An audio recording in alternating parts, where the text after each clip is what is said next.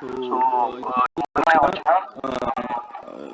ಯಾರಾದ್ರೂ ಇದನ್ನ ವಿಸ್ತಾರ ಮಾಡುವಂತ ಇತ್ತು ಅಥವಾ ಡೌಟ್ಗಳು ಏನಾದ್ರು ಕನ್ಫ್ಯೂಷನ್ಸ್ ಡಿಸ್ಕಸ್ ಮಾಡ್ಬೇಕಾ ಅಂತ ಕೇಳ್ಕೊಳ್ತೀನಿ. ಅದಕ್ಕಿಂತ ಮೊದಲು ಇನ್ನೊಂದ್ಸರಿ ವಚನ ಓದ್ಬಿಡ್ತೀನಿ.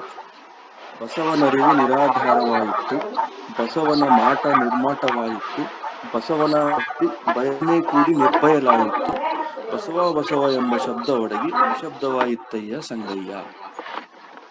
ಇದು ವಚನ. ತಾವು ಅರ್ಥ ಏನಾದ್ರು ಆಗದೆ ಇದ್ರೆ ಅಥವಾ ಶಬ್ದ ಏನಾದ್ರೂ ಎಲ್ಲಾದ್ರೂ ಕನ್ಫ್ಯೂಸ್ ಇತ್ತು ಅಂತಂದ್ರೆ ಅಥವಾ ವಿಸ್ತಾರ ಮಾಡುವಂಗಿತ್ತು ಅಂತಂದ್ರೆ ದಯಮಾಡಿ ಅನ್ಮ್ಯೂಟ್ ಮಾಡಿ ತಾವು ನಮ್ಮ ವಿಚಾರನ ಹೇಳ್ಕೋಬೇಕಾಗಿ ವಿನಂತಿ. ಶರಣಾಗ್ತೇನೆ.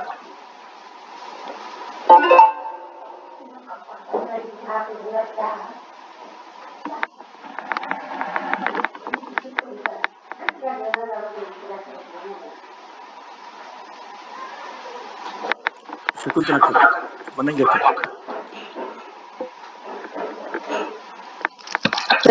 ಕೇಳ್ತಾ ಇದ್ದೀನಿ. ಮುಳ್ಕೂರ್ ಸರ್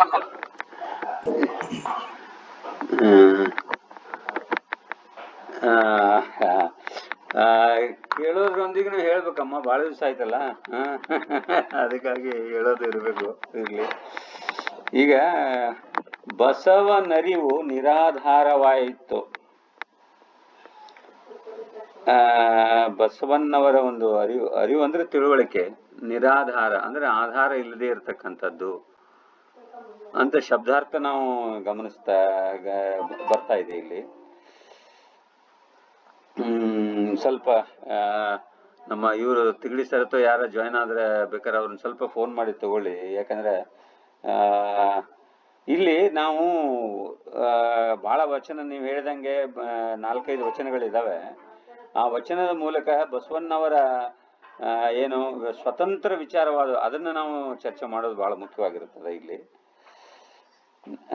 ನಿರಾಧಾರವಾಯಿತು, ಬಸವನ ಅರಿವು ನಿರಾಧಾರ ಅಂದ್ರೆ ಯಾವುದಕ್ಕೂ ಬಸವಣ್ಣರಿಗೆ ತಿಳುವಳಿಕೆ, ಅವ್ರಿಗೆ ಅವರ ಅರಿವು ಅವರಿಂದ ಬಂತು ಇವರಿಂದ ಬಂತಂತಲ್ಲ, ಒಳಗಿಂದ ಬಂದಿದೆ ಅವ್ರಿಗೆ ಅರಿವು. ನಿರಾಧಾರ ಅಂದ್ರೆ ನಾವು ಆ ಸಾಹಿತ್ಯ ಓದಿ ಈ ಸಾಹಿತ್ಯ ಓದಿ ವೇದ ಉಪನಿಷತ್ತು ಓದಿ ಬಂದಿದೆ ಅಂತ ಅನ್ನೋಲ್ಲ, ಇಲ್ಲ. ಅವ್ರಿಗೆ ತನ್ನ ಸ್ವಯಂ ಇದರಿಂದ ಬಂದಿದೆ, ಪ್ರೇರಣೆಯಿಂದ. ಈಗ ಅವರು ಬ್ರಾಹ್ಮಣ ಕುಟುಂಬದಲ್ಲಿ ಹುಟ್ಟಿದ್ದು ನಮಗೆಲ್ಲ ಗೊತ್ತಿದೆ. ಜೊತೆಗೆ ಆ ಬ್ರಾಹ್ಮಣ ಕುಟುಂಬದಲ್ಲಿ ಬಹಳಷ್ಟು ಅವರು ಮಡೆ ನುಡಿ ಇವರಿಗೆ ಉಪನಯನ ಮಾಡೋ ಸಂದರ್ಭದಲ್ಲಿ ಅವರು ಒಳಗಡೆಯಿಂದ ಅವನ ಅರಿವು ಯಾವುದೇ ಒಂದು ವೇದ ಉಪನಿಷತ್ತು ಅಥವಾ ಶಾಸ್ತ್ರ ಅವುಗಳಿಂದ ಯಾವುದೂ ಇದನ್ನ ಮಾಡ್ಲಿಲ್ಲ, ಅವರು ತಗೊಳ್ಳಿಲ್ಲ. ಅಕ್ಕನಿಗೆ ಯಾಕೆ ಕೊಡ್ತಾ ಇಲ್ಲ, ನನಗ ಮಾತ್ರ ನೀವು ಕಟ್ಟಾಕತ್ತೀರಿ, ಉಪನಯನ ನನಗಷ್ಟ ಮಾಡಾಕತ್ತೀರಿ, ಇದು ಅವ್ರ ಅರಿವು ನಿರಾಧಾರ. ಅದಕ್ಕೆ ಯಾವುದು ನಾವ್ ಏನಾದ್ರೂ ಒಂದು ಕೋಟ್ ಮಾಡ್ತೀವಿ, ಈ ಕೇಸು ಇದರ ಪ್ರಕಾರ ಹಿಂಗಾಗ್ಬೇಕು, ಇದು ಈ ನಿಯಮ ಪ್ರಕಾರ ಹಿಂಗಾಗ್ಬೇಕು, ಈ ಕಾನ್ಸ್ಟಿಟ್ಯೂಷನ್ ನಿಯಮ ಇದಿದೆ, ಆರ್ಟಿಕಲ್ 320 ಹಂಗ ಹೇಳುತ್ತೆ, ಇದು ಹಂಗ ಹೇಳುತ್ತೆ ಅಂತ ನಾವು ಒಂದು ಕೋಟ್ ಮಾಡ್ತೀವಲ್ಲ, ಒಂದು ಆಧಾರವನ್ನ ನಾವು ಅಲ್ಲಿ ಸಾಕ್ಷಿ, ನಿರಾಧಾರ ಅಂತಂದ್ರೆ ಸಾಕ್ಷಿ ಒದಗಿಸ್ತೀವಲ್ಲ, ಹಂಗೆ ಇಲ್ಲಿ ಯಾವುದು ಸಾಕ್ಷಿ ಇಲ್ಲ, ಒಳಗಿನ ಅಂತಃಸಾಕ್ಷಿ ಆತ್ಮಸಾಕ್ಷಿ ಅವರಿಗೆ. ಅವರ ಅರಿವು ನಿರಾಧಾರ, ಯಾವುದು ಆಧಾರ ಇಲ್ದಂಗೆ. ಆ ಅಕ್ಕನಿಗೆ ಯಾಕೆ ಕೊಡಬಾರದು ಅಂತಕ್ಕಂಥ ಒಂದು ಪ್ರಶ್ನೆ ಒಳಗೆ ತನ್ನಿಂತಾನೆ ಸ್ವತಂತ್ರವಾಗಿ ಹುಟ್ಕೊಂತದು.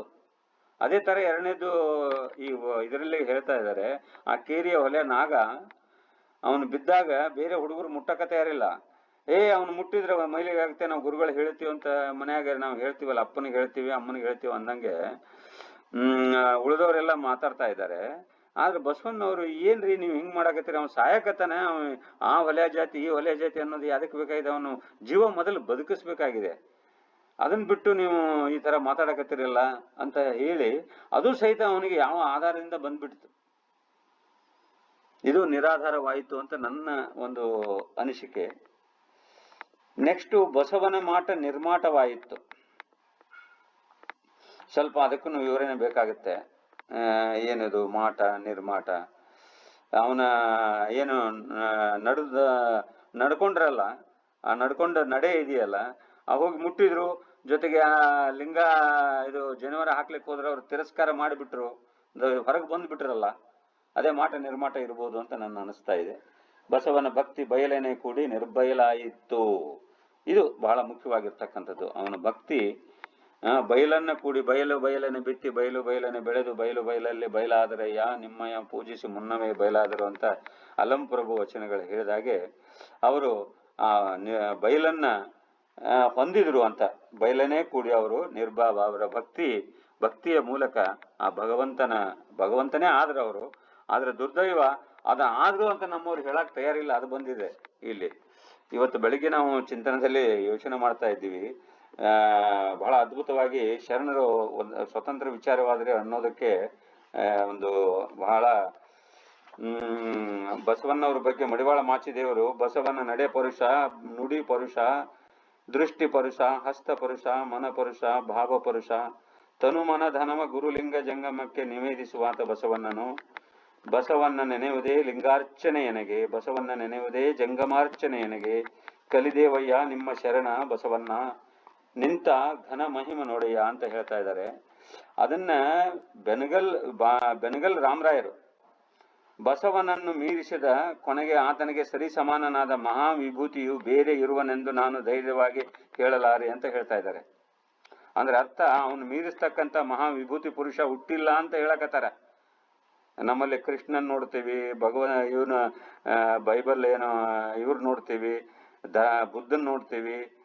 ಯಾವ ಮಹಾಪುರುಷನ ಇಲ್ಲಿ ಬರ್ಲಿಕ್ಕೆ ಸಾಧ್ಯ ಇಲ್ಲ ಅವನನ್ನು ಮೀರಿಸ್ತಂತ ಹೇಳ್ತಕ್ಕಂಥವ್ರು ಬೆನಗಲ್ ರಾಮರಾಯರು. ಅದೇ ತರ ಕೃಷ್ಣರಾಯರು ಬಸವನ ಸಮಾನ ಯಾರೂ ಇಲ್ಲ, ಅವರಿಗೆ ಅವರೇ ಸಮ ಅಂತ ಹೇಳ್ಬೇಕಾಗತ್ತೆ ಅಂತ ಹೇಳ್ತಾ ಇದ್ದಾರೆ ಕೃಷ್ಣರಾಯರು, ಕಾದಂಬರಿ ಬರೆದವರು. ಅವರೆಲ್ಲ ನೋಡಿದ್ರೆ ಇದರಲ್ಲಿ ಬಂದವರು. ಬಟ್ ಇವರೆಲ್ಲ ಬಸವಣ್ಣನ ಯಾಕೆ ಮೇಲಕ್ಕೆ ಎತ್ತರಿಸ್ಲಿಲ್ಲ? ಬರೀ ಹೇಳಿದ್ರೆ ಅಷ್ಟ ಅವನು ಮಹಾನ್ ಘನ ಮಹಿಮೆಯನ್ನು ಹೇಳಿದ್ರು. ಶರಣರು ಹೇಳ್ತಾರೆ, ಆದ್ರೆ ಅವ್ರನ್ನ ಎತ್ತರಿಸಕ್ಕಾಗ್ಲಿ, ಅವ್ರ ನಡೆನುಡಿಗಳನ್ನಾಗ್ಲಿ ಇವತ್ತು ಆಚರಣೆಯಲ್ಲಿ ಬರ್ತಾ ಇಲ್ವಲ್ಲ ಅಂತ ಬಹಳ ಒಂದು ಖೇದ ಅನಿಸ್ತಾ ಇದೆ ನನಗೆ ಅಷ್ಟೇ. ಯಾಕಂದ್ರೆ ಮೊನ್ನೆ ಒಂದು ಲತಾ ಮಂಟ ಅವರು ಅಕ್ಕ ಇದನ್ನ ಮಾಡಿದ ಸಂದರ್ಭದಲ್ಲಿ ಬಂದಾಗ ವಿಭೂತಿ ಹಚ್ಕೊಳಕ್ ತಯಾರಿಲ್ಲ, ಬಸವಣ್ಣನ ಮಾತು ಹೇಳಿದ್ರು ಹೇಳಕ್ ತಯಾರಿಲ್ಲ. ಅದು ನಮ್ಮ ಇದಕ್ ಬರ್ಲಿಲ್ಲಲ್ಲ, ಇನ್ನೂ ಬರ್ತಾ ಇಲ್ಲಲ್ಲ ಜನರಲ್ಲಿ. ಇಂಥ ಶರಣರ ವಿಚಾರವಾದಿಗಳಿದ್ದಾರೆ, ಇಂಥ ಮಹಾತ್ಮರು ಇಲ್ಲ. ಸಮಾಜದಲ್ಲಿ ಎಲ್ಲರನ್ನೂ ಸಹಿತ ಉದ್ಧಾರ ಮಾಡ್ಬೇಕಂತ ಅಪ್ಪ ಬಸವಣ್ಣ ಮಾಡಿದ ಒಂದು ಕೆಲಸ ಜನಕ್ಕೆ ಮುಟ್ತಾ ಇಲ್ಲಲ್ಲ. ಮತ್ತು ತಿರ್ಗಾ ಏನ್ ಹೇಳ್ತಾರೆ ಪಂಚಾಚಾರ್ಯರು, ಬಸವಣ್ಣ ನಮ್ ಕಡೆ ಲಿಂಗ ದೀಕ್ಷೆ ತಗೊಂಡನ, ನಮ್ಮ ಪ್ರಚಾರ ಮಾಡ್ತಾನಂತ ಹೇಳ್ತಾ ಇದ್ದಾರೆ ಹೊರತಾಗಿ ಆ ಘನ ಮಹಿಮಣ್ಣನ ಮಹಾತ್ಮನನ್ನ ನಾವು ಮೇಲೆ ಏರಿಸ್ಲಿಕ್ಕೆ ಇದರಲ್ಲಿ ಬಹಳ ಹಿಂದೆ ಬಿದ್ದಿದ್ದೀವಿ. ಇವತ್ತು ಒಪ್ಪಕ್ ತಯಾರಿಲ್ಲ. ಇವತ್ತು ನಮ್ಮ ಈ RSS ನವರಾಗ್ಲಿ ಅಥವಾ ಬೇರೆಯವರಾಗ್ಲಿ ನೋಡ್ತಾ ಇದೀವಲ್ಲ, ಅಲ್ಲಿ ವಚನಗಳನ್ನು ಹೇಳೋದಾಗ್ಲಿ ಅಥವಾ ವಿಭೂತಿಗಳ ಹಚ್ಚೋದಾಗ್ಲಿ, ಅವನ ತತ್ವಗಳ ಮಹಾನ್ ಅಂತ ಹೇಳಿದ್ದಾರೆ, ಮಹಾತ್ಮರೆಲ್ಲ ಹೇಳಿದ್ದಾರೆ. ಕುವೆಂಪು ಹಾಡು ಹೇಳಿದ್ದಾರೆ, ಕೃಷ್ಣರಾಯರು, ಬೆನಗಲ್ ರಾಮರಾಯರು, ಇನ್ನೂ ಎಂತೆಂಥವ್ರು ನಮ್ಮ ಇವರೆಲ್ಲ ಹೇಳ್ತಾರೆ ಅಷ್ಟೇ. ಆದ್ರೆ ಅವನ್ನ ಯಾವ ಮಟ್ಟಕ್ಕೆ ಇವತ್ತು ನಾವು ಒಯ್ಬೇಕಾಗಿತ್ತು ಜಗತ್ತಿನ, ಅವನು ಬಸವಣ್ಣವ್ರು ಬೆಳೀತಾ ಇದ್ದಾರೆ ಈಗ. ಆದ್ರೂ ಇನ್ನೂ ನಮ್ಮ ನಿಂದನೆ ಇನ್ನೂ ತಪ್ಪಿಲ್ಲಲ್ಲ, ಇನ್ನೂ ಇದು ಕಡಿಮೆ ಆಗಿದೆಯಲ್ಲ. ಏನಪ್ಪಾ ಇದು ನಮಗೆ ಬಹಳ ಇದಾಗ್ತಾ ಇದೆ. ಬಸವ ಎಂಬ ಶಬ್ದ ಒಡಗಿ ನಿಶಬ್ದವಾಯಿತು ಸಂಗಯ್ಯ ಅಂತ ಹೇಳಿ ಅಕ್ಕಮ್ಮ ಏನು ನೀಲಾಂಬಿಕೆ ತಾಯಿ ಹೇಳಿದ ವಚನವನ್ನ ಇಲ್ಲಿ ಕೋಟ್ ಮಾಡಿದ್ದಾರೆ. ಬಹಳ ಅದ್ಭುತ ವಚನ. ಈ ಶರಣರ ಸ್ವತಂತ್ರ ವಿಚಾರವಾದಿಗಳು ಯಾವ ಶಾಸ್ತ್ರ, ವೇದ, ಉಪನಿಷತ್ತು ಅವುಗಳಕ್ಕಿಂತ ಮಾನವ ಧರ್ಮ, ಮನುಷ್ಯನನ್ನು ಉದ್ಧಾರ ಮಾಡಬೇಕು, ಅತಿ ಕೀಳು ಕುಲದವ್ರನ್ನು ಸಹಿತ ಮೇಲೆ ಎತ್ತಲಿಕ್ಕೆ ಪ್ರಯತ್ನ ಪಟ್ಟಂತವ್ರು ಶರಣರು. ಯಾಕಂದ್ರ ಈ ತರ ಎಲ್ಲೂ ಆಗಿಲ್ಲ, ಯಾವ ಇತಿಹಾಸದಲ್ಲಿ ಆಗಿಲ್ಲ. ಯಾವ ಮಹಾನ್ ದಾರ್ಶನಿಕರು, ಮೊಹಮ್ಮದ್ ಪೈಗಂಬರ್ ಇರ್ಬೋದು, ಯೇಸು ಕ್ರಿಸ್ತ ಇರ್ಬೋದು, ಯಾರೂ ಸಹಿತ ಈ ತರ ಮಾಡಿಲ್ಲ ಅನ್ನೋದನ್ನ ಖಡಾಖಂಡಿತವಾಗಿ ನಮಗೆ ಗೊತ್ತಾಗ್ತಾ ಇದೆ, ಅವರು ಮಾಡಿದ ಒಂದು ಸಾಧನೆಯನ್ನು ನಾವು ನೋಡಿದ್ರೆ. ಆದ್ರೆ ಆ ಸಾಧನೆಯನ್ನ ಜಗತ್ತಿನಾದ್ಯಂತ ಪ್ರಸಾರ ಮಾಡುವಲ್ಲಿ ನಮ್ಮ ಸ್ವಾಮಿಗಳು ಸಹಿತ ಇದಾಗಿದ್ದಾರೆ. ನಮ್ಮ ಸ್ವಾಮಿಗಳು ಇವರು ಹತ್ತಿಕ್ಕಿಟ್ಟು ಬಸವಣ್ಣನ ಮಾಡಿದ್ರು ಅನಿಸುತ್ತೆ. ಇನ್ನೊಬ್ರು ಯಾರೋ ನಮ್ಮ ಸ್ನೇಹಿತರೇ ಒಬ್ರು ಹೇಳಿದ್ರೆ, ನಮ್ಮ ಪಂಚಾಚಾರ್ಯರು ಒಬ್ರು ಹೇಳಿದ್ರಿ, ಅವ್ರಿಗೆ ಲಿಂಗ ಕೊಟ್ಟರು ಅಂತ ಬಸವಣ್ಣವ್ರ ಲಿಂಗ ತಗೊಂಡ್ಬಿಟ್ಟು ಅದನ್ನ ಪ್ರಚಾರ ಮಾಡಿದ್ರು ಅಂತ ಅನ್ನೋ ಒಂದು ಮಾತುಗಳನ್ನ ನಾವು ಕೇಳಿದ್ರೆ, ಅಥವಾ ಇನ್ನೂ ಇವತ್ತು ನಮ್ಮ ಮೊನ್ನೆ ಈಗ ಯಾವುದೇ ಗುಡಿ ದೇವಸ್ಥಾನದಲ್ಲಿ ಅಲ್ಲಿ ಏನಾಗ್ತಾ ಇದೆ, ನಮ್ಮ ಶರಣರ ಗುಡಿಗಳನ್ನೇ ಅವ್ರನ್ನು ದೇವರನ್ನು ಪೂಜೆ ಮಾಡೋದು ನಡೀತಾ ಇದೆ ಹೊರತಾಗಿ ಅಲ್ಲಿ ತತ್ವ ನಡೀತಾ ಇಲ್ಲಲ್ಲ ಅಂತ ಅನ್ನೋದಕ್ಕೆ ಬಹಳ ಖೇದ ಆಗ್ತಾ ಇದೆ ನಮ್ಗೆಲ್ಲ. ನೋಡ್ತಾ ಇದ್ರೆ ಒಳಗೆ ಹೋಗಿ ನೋಡ್ತಾ ಇದ್ರೆ ಬಹಳ ಬೇಜಾರು ಬರ್ತಾ ಇದೆ. ಈ ನಿಟ್ಟಿನಲ್ಲಿ ಇನ್ನಷ್ಟು ನಮ್ಮಲ್ಲಿ ಬೆಳವಣಿಗೆ ಆಗ್ಬೇಕಾಗಿದೆ. ಇಷ್ಟೆಲ್ಲ ನಾವು ಹೇಳ್ತಾ ಇದ್ರು ಸಹಿತ ನಮ್ಮವರು ಮಾಡಕ್ ಕಷ್ಟ ಸರ್. ಮತ್ ತಿರ್ಗಾ ಹೋಮ ಹವನ ಈ ಗೃಹ ಪ್ರವೇಶ ಇದ್ದಾಗೆಲ್ಲ ನೋಡ್ತಿರ್ತೀವಿ, ಮತ್ತು ಅಲ್ಲಿಗೆ ಓಡ್ತಾರಲ್ಲಪ್ಪ. ಇಷ್ಟೆಲ್ಲ ತಿಳಿದ್ರು ಮತ್ತೆ ಅಲ್ಲಿಗೆ ಆ ಕಡೆ ಬಿಡಕ್ ತಯಾರಿಲ್ಲಲ್ಲ. ಸ್ವತಂತ್ರ ವಿಚಾರವಾದಿಗಳು ಅನ್ನೋದಕ್ಕೆ ಇಷ್ಟೆಲ್ಲ ಇದಾವ.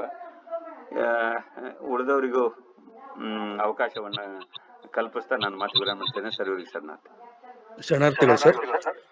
ಸರ್, ಇದು ನನಗನ್ಸುವಂಥದ್ದು, ಬಸವನರಿವು ನಿರಾಧಾರವಾಯಿತು, ಬಸವನ ಮಾಟ ನಿರ್ಮಾಟವಾಯಿತು, ಬಸವನ ಭಕ್ತಿ ಬಯಲನೇ ಕೂಡಿ ನಿರ್ಬಯಲಾಯಿತು, ಬಸವ ಎಂಬ ಶಬ್ದವಡಿಗೆ ನಿಶಬ್ದವಾಯಿತಯ್ಯ ಸಂಗಯ್ಯ.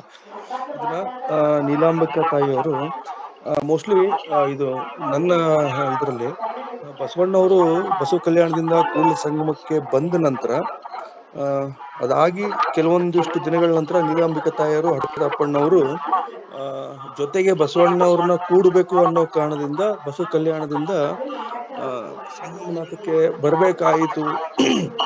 ಬರುವಂತ ಸಮಯದಲ್ಲಿ ಬಸವಣ್ಣವರು ಲಿಂಗೈಕ್ಯರಾಗಿರುವಂತ ವಿಷಯ ಅವ್ರಿಗೆ ತಿಳಿಯುತ್ತೆ. ಸೊ ಅದು ತಿಳಿದಾಗ ನೀಲಮ್ಮ ತಾಯಿಯವರು ಈ ಶಬ್ದನ ಈ ವಚನನ ಉದ್ಗರಿಸ್ತಾರೆ ಅಂತ ನನಗನ್ಸುತ್ತೆ. ಇಲ್ಲಿ ಬಸವನರಿವು ಅಂತ ಅಂದಾಗ ಬರೀ ಬಸವ ಅಂತಂದ್ರೆ ಬರೀ ವ್ಯಕ್ತಿ ಒಂದೇ ವಿಷಯ ಅಲ್ಲ ಅಂತ ಅನ್ಸುತ್ತೆ ನನಗೆ. ಬಸವ ಅಂತಂದ್ರೆ ಅದು ಪರಿಪೂರ್ಣವಾಗಿರುವಂತಹ ಒಂದು ವಿಶೇಷ.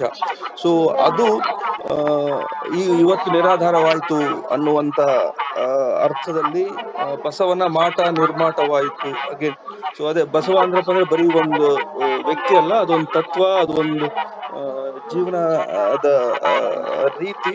ಸೊ ಅದು ಇವತ್ತು ಏನು ಬಯಲಲ್ಲಿ ನಿರ್ಬಯಲಾಯ್ತು ಅಂತ. ಸೊ ಆ ತರದ್ದು ವಿಚಾರ, ಆ ತರದ್ ಧಾರೆಯಲ್ಲಿ ಇದನ್ನ ವಚನನ ನಾವು ಅರ್ಥ ಮಾಡ್ಕೋಬೇಕೇನೋ ಅಂತ ನನಗೆ ಅನಿಸ್ತಾ ಇದೆ. ಶರಣವ್ರ ಸರ್ ಆಲ್ರೆಡಿ ಜೊತೆ ಆಗಿದ್ದಾರೆ ನಮ್ಗೆ ಇವತ್ತು. ಸರ್, ದಯಮಾಡಿ ತಾವು ಈ ವಚನನ ನಮಗೋಸ್ಕರ ಸ್ವಲ್ಪ ಸರಳೀಕರಣಗೊಳಿಸ್ಬೇಕಂತ ಕೇಳ್ತೀನಿ. ಎಲ್ಲರಿಗೂ ಶರಣಾರ್ಥಿ. ನಮ್ಮ ಅಂಗಡಿ ಸೋಮಲಕ್ಕರ್ ಬಹಳ ಒಳ್ಳೆ ಬರ್ದಾರ್ರಿ. ಆ ಹೆಡ್ಡಿಂಗ್ ಸಂಬಂಧಪಟ್ಟಂಗ ಬರ್ದಾರ.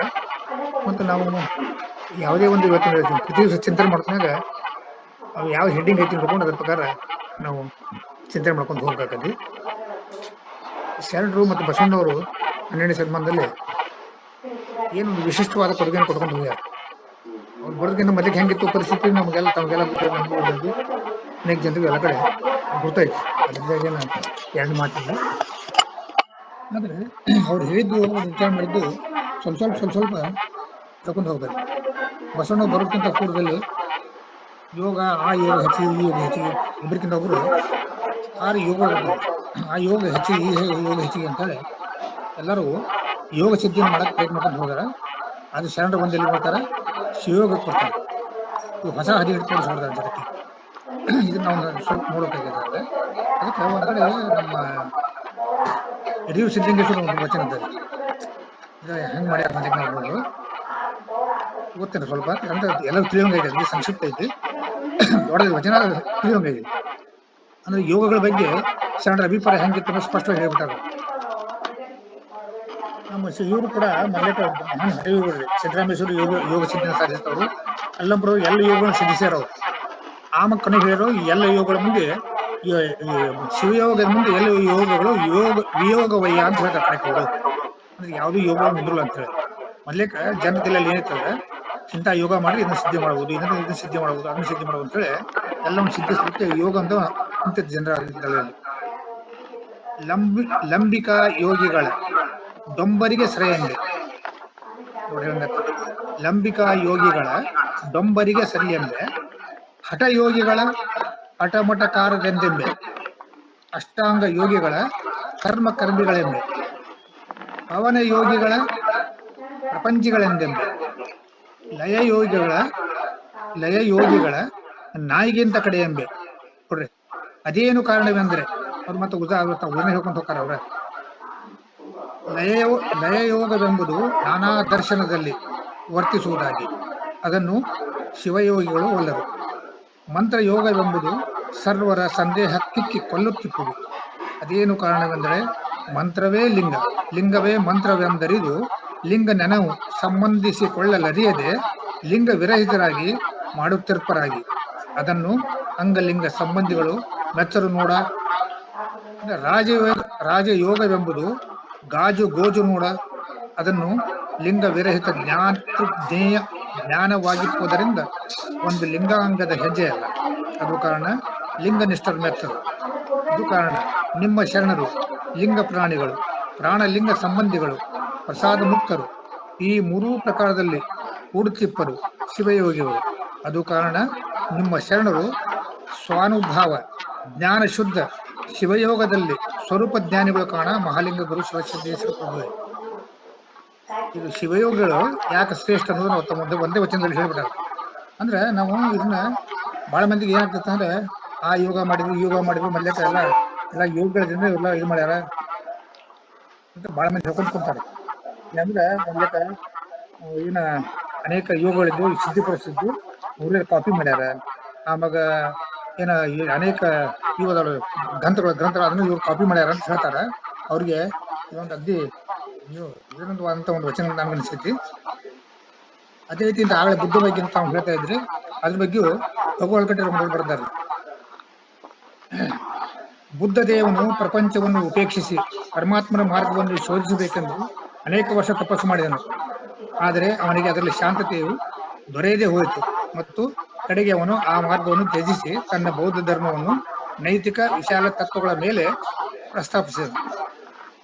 ಬೌದ್ಧ ಧರ್ಮ ಏನ್ ಮಾಡಿದ ಪ್ರಯತ್ನ ಅಂತ ಹೇಳ್ತಾರ ಅವರು. ಅಂದ್ರೆ ಬೌದ್ಧ ಕಡೆಗೆ ಏನಿದೆ ಅಂದ್ರೆ ಲಾಸ್ಟಿಗೆ ಬಂದ ಅತ್ತ ದೀಪ ಭವಂ ಅಂತ ಹೇಳಿದ. ಅಂದ್ರ ನಿನ್ನ ಜ್ಞಾನವೇ ನಿನಗೆ ದಾರಿ ದೀಪ ಅಂತ ಹೇಳಿದ. ನಿಮ್ಮ ಜ್ಞಾನವೇ ನಿಮಗೆ ದಾರಿ ದೀಪ ಅಂತ. ಬಸವಣ್ಣ ಹೇಳಿದ್ರೆ ಅರಿವೇ ಗುರು. ಅಂದ್ರೆ ಇವೆಲ್ಲ ಒಂದೊಂದು ಶಬ್ದಗಳನ್ನ ಹಗರಕ್ಕೆ ನೋಡ್ಕೊಂಡು ಹೋದಂಗ ಹಿಂಗ ಬರ್ತಾ ಹೋಗ್ತಾವ. ಎಲ್ಲ ಹಿಂಗ್ ಹೇಳ್ಕೊಂಡ್ ಬಂದಾರ ಶರಣರು. ಸಮಾಜದಲ್ಲಿ ಏನಂತ ಮಾಡ್ಕೊಂಡು ಬಂದ್ರು.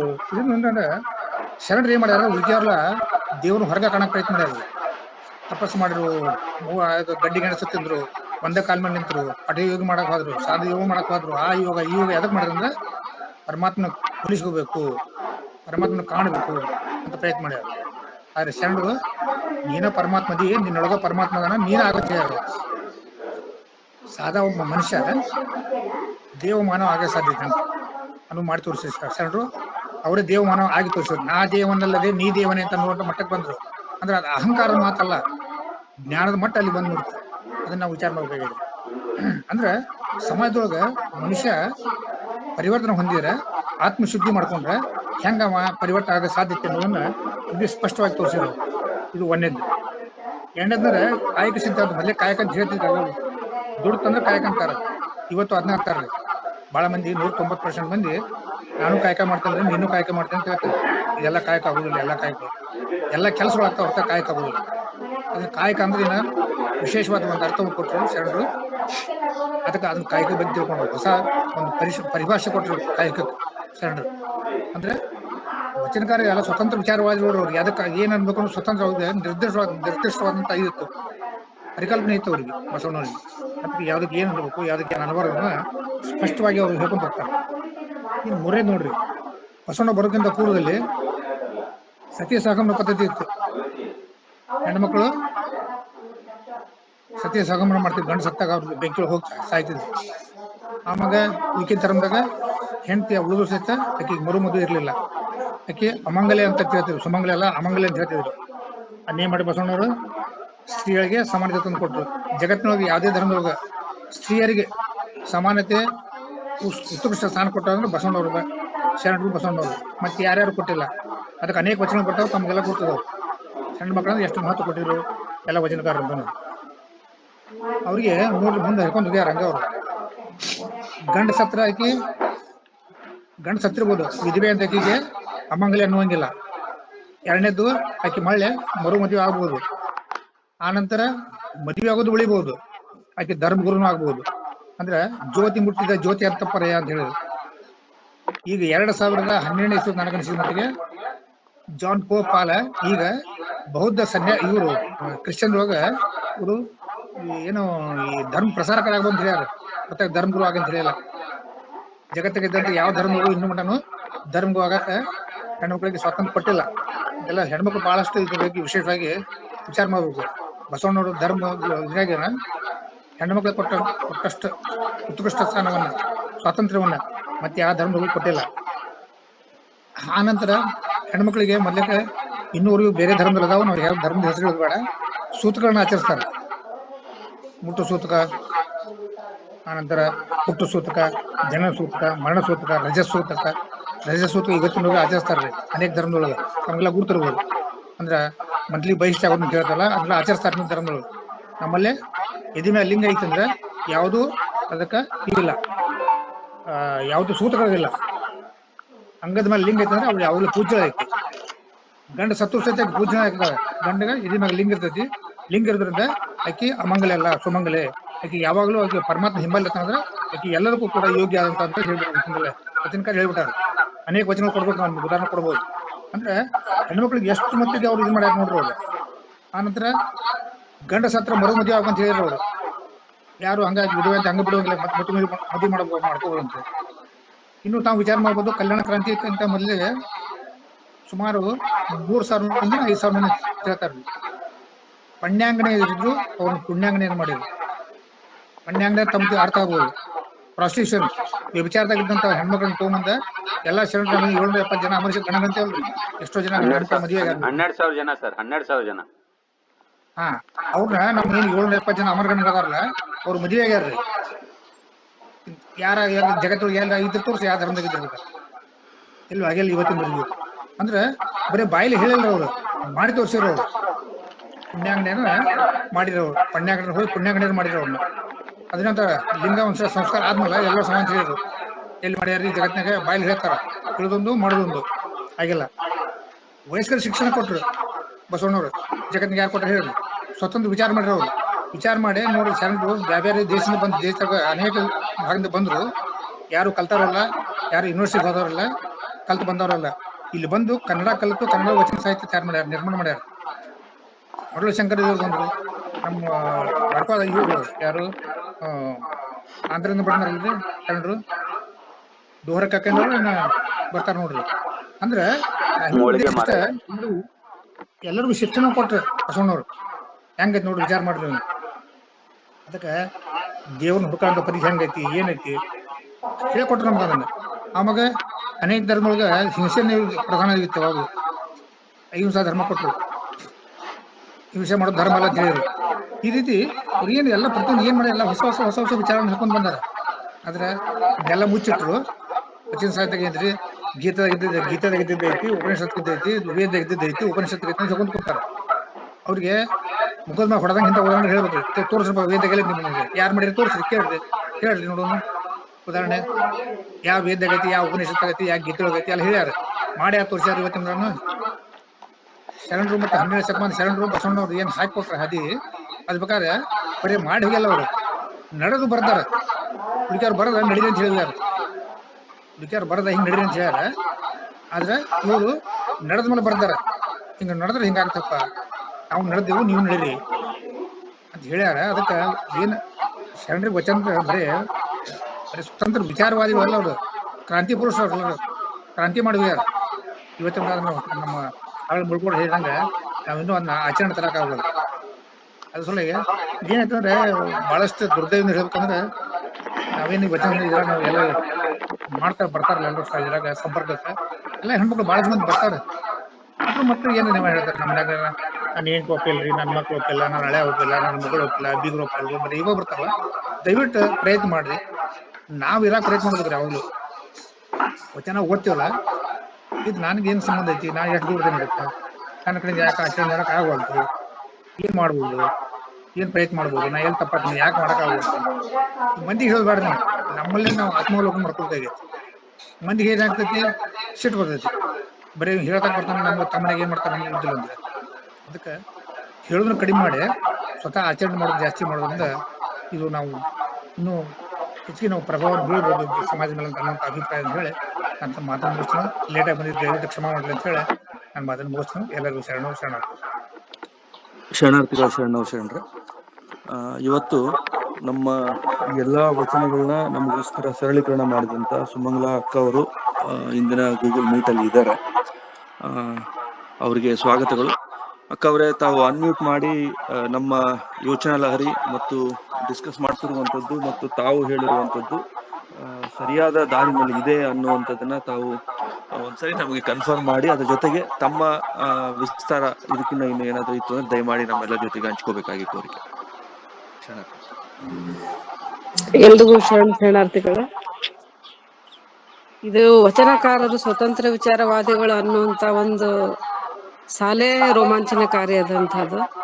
ಉಮೇಶ್ ಅಣ್ಣಾರು ಈ ಬಗ್ಗೆ ಬರೀರಿ ಅಂತ ಹೇಳಿ ನನಗೆ ಹೇಳಿದಾಗ ನಂಗೆ ಬಹಳಷ್ಟು ಖುಷಿನೂ ಆಯ್ತು. ಮತ್ತು ನಮಗೆ ಈಗ ಹಿಂದಿಂದ ಬೇಡ್ರಿ, 12ನೇ ಶತಮಾನದ ಬೇಡ್ರಿ, ಈಗ ಸದ್ಯ ನಡೆಯುವಂತ ವಿದ್ಯಮಾನವನ್ನ ವಿಚಾರ ಮಾಡ್ರಿ.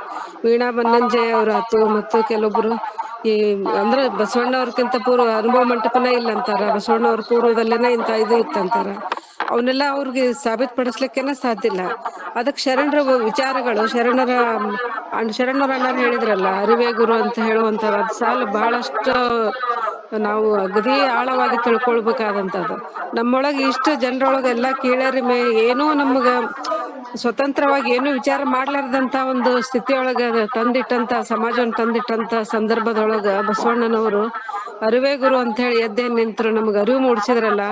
ಆ ಅರಿವು ಅದಕ್ಕೆ ಯಾವುದೇ ಆಧಾರ ಇಲ್ಲ ಅಂತ ಹೇಳಿ ನೀಲಾಂಬಿಕೆ ತಾಯಿಯವ್ರು ಈ ವಚನದ ಮೂಲಕ ಹೇಳ್ತಾರಂತ ನಂದ ಅನಿಸಿಕೆ ಅದ. ಅಂದ್ರ ಹಂಗ ಯಾಕಂದ್ರೆ ನಾವು ಈ ಬಹಳಷ್ಟು ನಾವು ಸಂಘರ್ಷದೊಳಗೆ ಒಳಗಾದಾಗ ನಮ್ಗೆ ಗೊತ್ತಾಗ್ತೈತೆ ಅವ್ರು ಹೆಂಗ್ ಹೇಳ್ತಾರ, ಏನು ನಮಗ ವಿರೋಧ ಮಾಡ್ತಾರ ಅಂತ ಹೇಳಿ.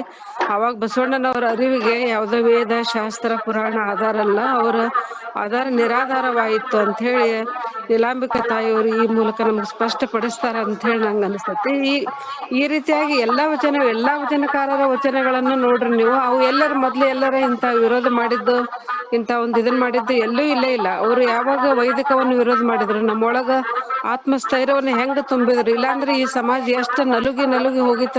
ಈ ನಮ್ ಪ್ರತಿಯೊಂದ್ ಇದ್ರೊಳಗುನು ಹೆಜ್ಜೆಳನು ನಾವು ಬಲಗಾಲಿ ಇಟ್ರ ಹಂಗ, ಎಡಗಾಲಿ ಇಟ್ರಿ ಹಿಂಗ, ಅದನ್ ಮಾಡಿದ್ರ ಹಂಗ, ಇದನ್ ಮಾಡಿದ್ರ ಹಿಂಗ, ಗುಡಿಗ್ ಹೋಗ್ಲಿಲ್ಲ ಅಂದ್ರ ಹಂಗ, ಗುಡಿಗ್ ಹೋಗ್ಬಿಟ್ರಿ ಹಿಂಗ, ಐನಾರು ಇದನ್ ಮಾಡಿದ್ರ ಹಂಗ, ಪ್ರತಿಯೊಂದನ್ನ ಯಾವ್ದನ್ನ ಹೆಂಗ ನಮಗ ಮನಸ್ಸನ್ನ ಐಧೈರ್ಯಗೊಳಿಸ್ಕೊಂತ ಹೋಗ್ತಾರಲ್ಲ, ಆ ಮನಸ್ಸಿಗೆ ಎಷ್ಟು ಧೈರ್ಯ. ಈ ಬಸವಣ್ಣನವ್ರು ಇಷ್ಟು ಧೈರ್ಯ ತುಂಬಿದ್ದಕ್ಕನ ಬರೇ ನಾವು ಅವ್ರ ವಚನಗಳನ್ನು ಓದಿನ ನಾವು ಇಷ್ಟೆಲ್ಲ ಮಾತನಾಡ್ಲಿಕ್ಕೆ ಕಲಿತೇವಿ, ಇಷ್ಟೆಲ್ಲ ಒಂದು ವೇದಿಕೆಯೊಳಗೆ ಭಾಷಣ ಮಾಡೋದ್ ಕಲಿತೇವಿ, ಬರೆಯೋದು ಕಲಿತೇವಿ. ಬಸವಣ್ಣನವ್ರು ಎಷ್ಟು ನಾವು ಅರಿತುಕೊಂತ ಹೋಗ್ತೇವಲ್ಲ, ಅಷ್ಟು ನಾವು ಎಷ್ಟು ಪ್ರಬುದ್ಧರ ಹಾಕೊಂತ ಹೋಗ್ತೇವೆ ಅನ್ನೋದನ್ನ ನಾವು ಬ್ಯಾರೆದವ್ರನ್ನ ಬೇಡ, ನಮ್ಮನ್ನ ನಾವು ಅವಲೋಕನ ಮಾಡ್ಕೊಂಡನ ತಿಳ್ಕೊಂಡಾಗ ಎಷ್ಟು ಅವ್ರು ಸ್ವತಂತ್ರ ವಿಚಾರವನ್ನು ನಮಗ್ ಕೊಟ್ಟು ಹೋಗಿದಾರ ಅನ್ನೋದನ್ನ ನಾವು ತಿಳ್ಕೊಬಹುದು. ಪ್ರತಿಯೊಂದು ಎಲ್ಲಾ ಶರಣರ ವಚನಗಳಲ್ಲೇನೂ ನಮಗ ಅರಿವು ಮೂಡಿಸುವಂತ ಸ್ವತಂತ್ರ ವಿಚಾರವೇ ಇದೆ ಅನ್ನೋದು ನನ್ನ ಅಭಿಪ್ರಾಯ. ಅಂತ ಒಂದು ಸ್ವತಂತ್ರ ವಿಚಾರವನ್ನು ತಿಳ್ಕೊಂಡು ನಾವು ನಮ್ಮ ಮನಸ್ಸನ್ನ ಎಲ್ಲ ಒಂದು ಇದರಿಂದ ಮುಕ್ತಗೊಳಿಸಿಕೊಂಡು ನಾವು ಆಮೇಲೆ ನಮ್ಮ ಸಂಪರ್ಕಕ್ಕೆ ಬರೋವರ್ಗುನು ಅರಿವು ಮೂಡಿಸುವಂತ ಒಂದು ಸಣ್ಣ ಕ್ರಿಯೆಯನ್ನು ನಾವು ಮಾಡ್ಕೊಂತ ಹೋಗೋದನ್ನ ನಮ್ಗೆ ನಿಜವಾದ ಶರಣ ಸಾಧನೆ ಅನ್ನುವಂಥದ್ದು ಹೇಳಿ ತಮ್ಮ ಪಾದಕ್ಕೆ ಶರಣಾರ್ಥಿ.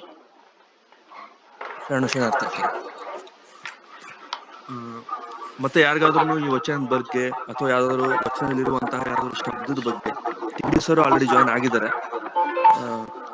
ತೋಟದವರು ಕೈ ಎತ್ತಿದ್ದಾರೆ, ತೋಟದವರು ಹೇಳಿ ಆಮೇಲೆ ತಿಳಿಸರ್. ತೋಟ ಸರ್ ಕೈ ಎತ್ತಿ. ಸರ್ ತಾವ್ ಕೈ ಎತ್ತಿದ್ರಿ, ಏನಾದ್ರು ತಮ್ದು ಅನ್ಮ್ಯೂಟ್ ಮಾಡಿ ಮಾತಾಡಿದ್ರು. ಕಿರಣ್ ಸರ್ ನಾಡ್ಗವ್ರು ನಮ್ ಕೈಯ ಕಾಲ ಹೋಗಕ್ಕಾಗ್ತೈತಿ.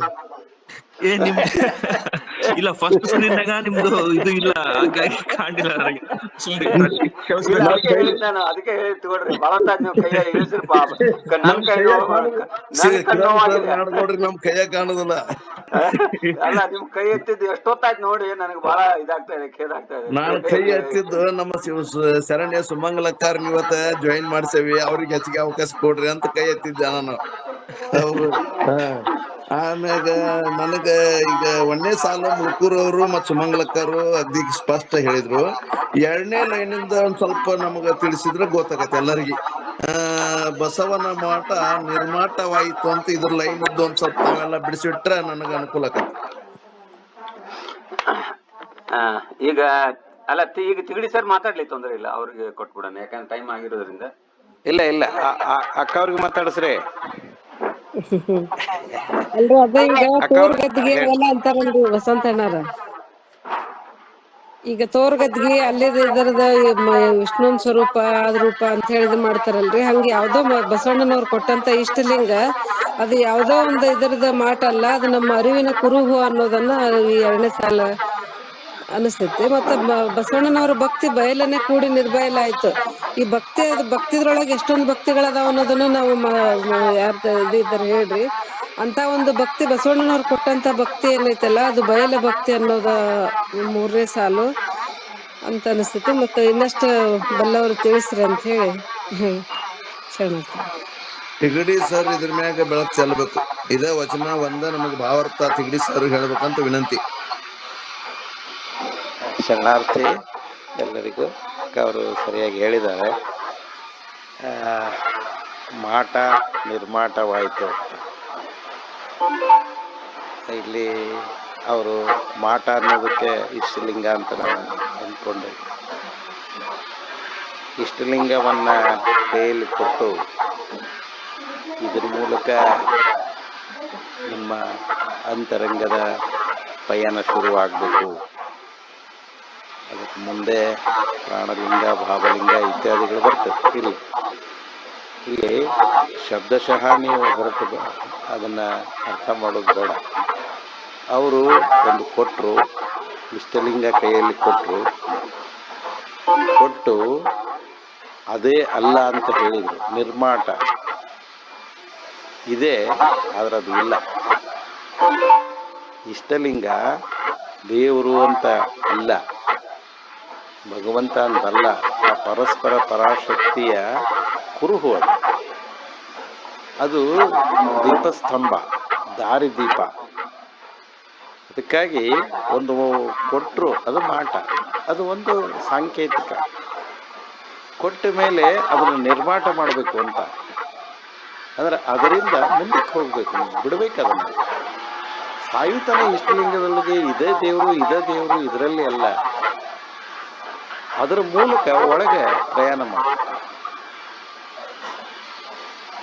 ಅಂದರೆ ಅವರು ಹೇಳುವ ಸಾಲಿನ ತಾಯಿ ಸಾಲಿನ ಅರ್ಥ ಏನು ಹೇಳ್ತಾರೆ ಅಂತಂದ್ರೆ, ನೀವು ಕುರುಹನ್ನೇ ದೈವ ಅಂತ ಪೂಜಿಸಬೇಡಿ, ಆ ಕುರುಹನ್ನು ಹಿಡಿದು ಅರಿವಿನೆಡೆಗೆ ಪಯಣ ಆಗಬೇಕು.